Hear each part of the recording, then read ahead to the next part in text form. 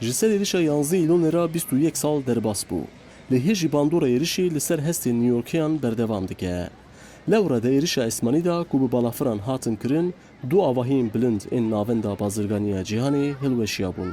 û di encamê de nêzî 3000 kesan mixabin jiyana xwe ji dest da bû. Wisa tê bawerkirin ku herkes dizane di roja êrişê de ka ew li kê derê bûn. Alex jî yek ji wan kesan e ku di roja êrişê de 12 salî bûye û dibêje tê bîra wê ew roj esman di nav toz û dumanê de mabû.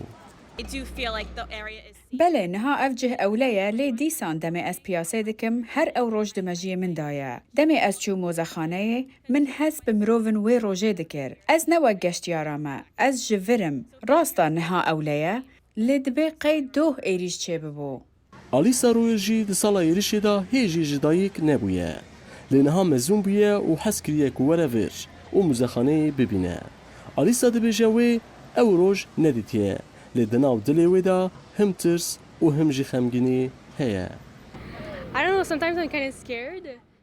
هنک جاران از دترسم به تایبەتی جبر کو او روژ نزیک دبه و دمی از فروکیان دبینم از دترسم. او کسن وی روژه لور بون هز به چه دکن کو او روژه نزیک دبه. از دبیجم او جی دترسن و ترساوان جیامن بهتره.